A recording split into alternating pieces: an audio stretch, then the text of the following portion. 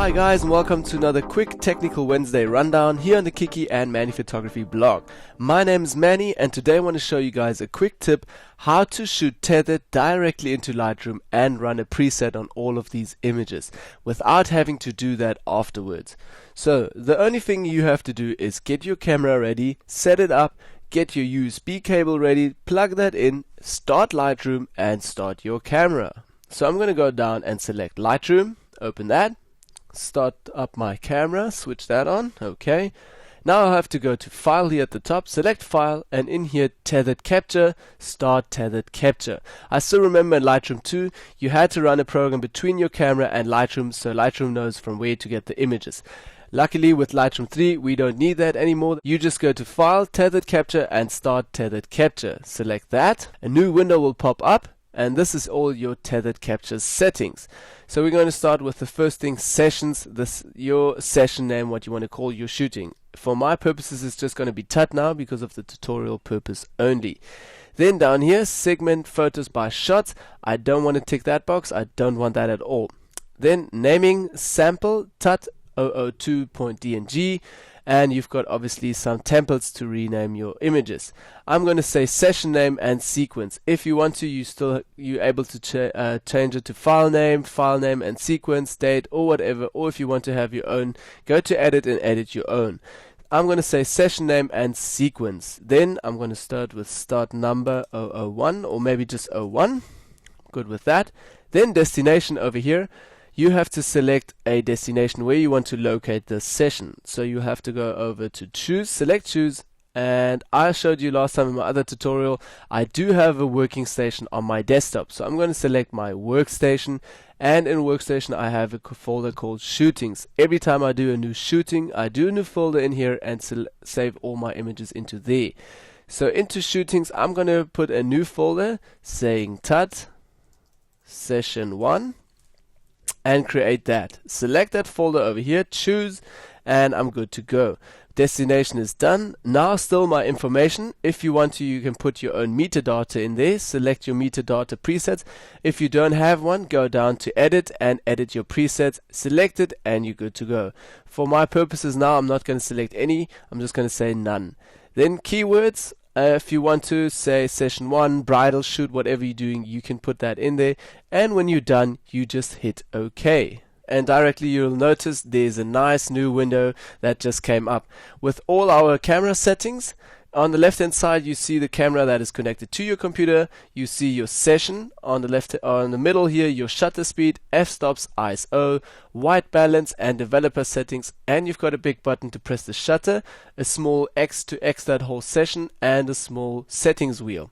So what I'll do now is just hit the shutter button once to see, yes, camera is connected, it just took a photo and the photo is being imported into Lightroom. As you see down here, first photo is being imported. I just took a photo of two sunglasses here in my room and we're good to go. Now you see it's pretty dull and it's not looking that nice, so what I want to do is just go to the developer mode, create a preset and integrate that preset into this whole tethering session. Because if you say have a client sitting right in front of your Lightroom and sees those images like looking like that, that doesn't maybe look so nice. So create a quick preset, hit that on there, and your client does not see any naked raws. So you have a small, say, nice preset running on that raw. So go down to developer mode, and in developer I'm pretty much going to quickly edit this image a little bit. What I wanted to do in here is go under basics and change my white balance a little bit up, maybe to 4200 to make it a bit cooler like that. What I still wanted to do is turn up the blacks a little bit, fill light a little bit, and brightness a little bit. Obviously, as you guys turn up these things and brightness and blacks, you obviously see that some white spots over here and some black dark spots over here start to burn out. Lightroom gives you a shortcut to help you with that. If you select the small triangle here at the top, you directly notice all the orange or purple sorry, not orange, just purple and blue spots over here. That is where it tells you that the blacks are starting to burn out. If I turn it up, you really notice it in the image.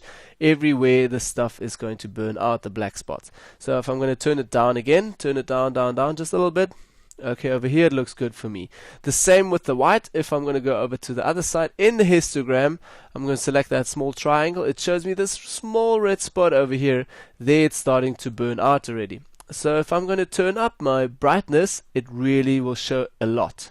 Over there, it's everywhere burned out. So all my white pixels are starting to burn. So I'm going to turn that down a little bit, but I still want to keep my whiteness. Doesn't matter if you do have a little bit of burned out spots. So I'm going to turn that down a little bit. Okay, and now I'm going to turn off that triangle again because I don't want to see that. Then for just the tutorial purpose, I really want to push this colors in here. So I'll go down, basics, close that, go to my HSL color slider to saturator. And in saturation, I want to turn up the orange really a lot. I wouldn't do this in a normal picture, it's just for the tutorial purpose only. So I really want to push this so you can directly notice a difference in this image while we're shooting now. Okay, turn that down again, maybe go to details and sharpen that all the way. Okay, turn the radius down, sharpen it a little bit.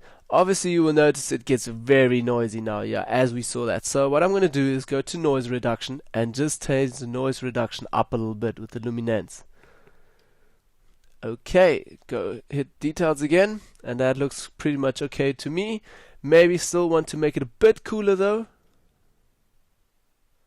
Okay, over there. So say this is your preset. So what you have to do now is if you're done with your preset, you'll just go over in developer stage still, go into the left hand side to find presets, open presets and go to user presets, select that, and now hit the small plus over here. A new window will pop up and you're able to save this preset in here. So save this preset name to say tut. I'm going to save it to tut session 1. Session 1, big capital letters or small letters, whatever you want to. In folder user presets, please select that. And now this is important. You have to save all these settings in from your presets, otherwise it won't be saved as you edited those presets over here. So go down here and select everything, tick all the boxes that you did. Like I had white balance, yes. Basic toning, I had sharpening, yes. Treatment color, yes. Color split toning, not really, but I'm want to be sure, so I'll leave it on. Noise reduction, yes, had that, and the rest. Lens correction, no. Effects, no. Processing, no. Graduate filters, no. Okay, I'm good to go. If you want to have auto settings, you can also say auto settings, turn that and tick that off. But for me, I always do my own settings and tick that, because just to be sure. Then create, hit create, and you're done. Now, as you notice, your preset was just saved under user presets, which is done now. But if I take another exposure, it won't be edited directly with my new images that's coming in or being imported. So what you'll have to do is go to this bar again here at the top, your shutter bar, or whatever you want to call it, your importer bar, and on the right hand side select developer settings. Under here, don't select none, you have to select your preset. If you want to have a look, there's a few different other presets that are already in Lightroom, which are also nice to have. I'm going to go all the way down, and the last one is tut session 1, just the preset that we had right now. So I'm going to move this up again, my bar, and I'm going to hit the shutter again, and it took a photo, just waiting till it's imported. There it is, and you'll directly notice that the preset is also, now it's still looking dull, boop, and the preset hit in. So if I'm going to move the sunglasses quickly for you guys, just to show you this is really working. Okay, take another exposure, and you directly notice, okay, it takes a little bit, the image is being imported, and preset will run on it. Now it still looks like the way I shot it, and bop, the preset hit in. So this is really awesome. If you shoot now, your client sits in front of the Lightroom, and all the time you shoot, a preset runs directly over it. You don't have to be nervous that the client sees some really bad RAWs or something. It will just look pretty nice. Alright, now another tip.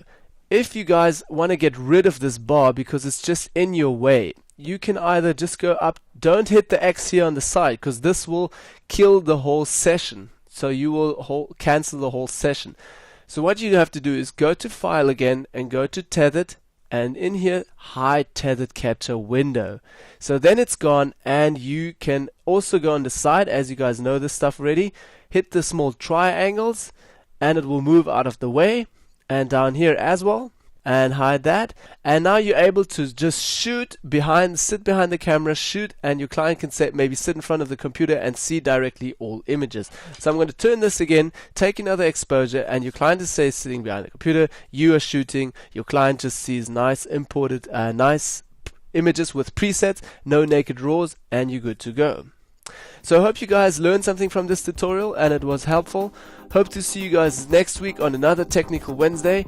My name is Manny, thanks for watching and see you soon. Bye bye.